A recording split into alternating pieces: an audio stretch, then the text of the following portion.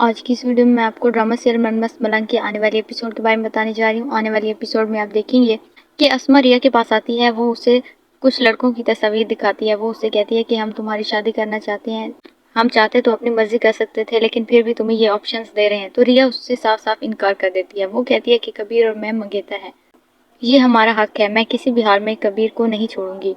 وہ کہتی ہے تو پھر تم کبیر سے کہو کہ وہ بھی اپنا حق ادا کرے، یہاں چوکھٹ پر سر رکھے اور کہے کہ میں تمہارے باپ کا قاتل ہوں۔ تو ریا اس سے کہتی ہے کہ وہ سب کچھ اسے انجانے میں ہی ہوا تھا اور وہ اس بات کا اقرار کر چکا ہے۔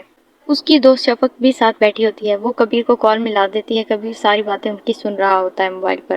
وہ کہتی ہیں کہ اگر کبیر یہاں آ کر ایسا کر سکتا ہے تو ٹھیک ہے، ورنہ ہم تمہاری شادی کر دیں گے۔ ریا بہت زیادہ پریشان ہوتی ہے۔ کبیر اسے کہتا ہے کہ میں کسی بھی حال میں تمہاری شادی کسی اور سے نہیں ہونے دوں گا، کیونکہ تم صرف میری ہو اور میں ساری دنیا کو ہی آگ لگا دوں گا اگر تم مجھ سے دور ہوئی تو۔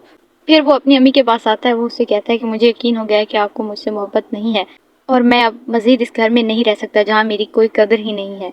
میں اس گھر کو اور آپ کو ہمیشہ ہمیشہ کے لیے چھوڑ کر جا رہا ہوں۔ اس کی امی بہت زیادہ پریشان ہوتی ہیں لیکن کبیر وہاں سے چلا جاتا ہے۔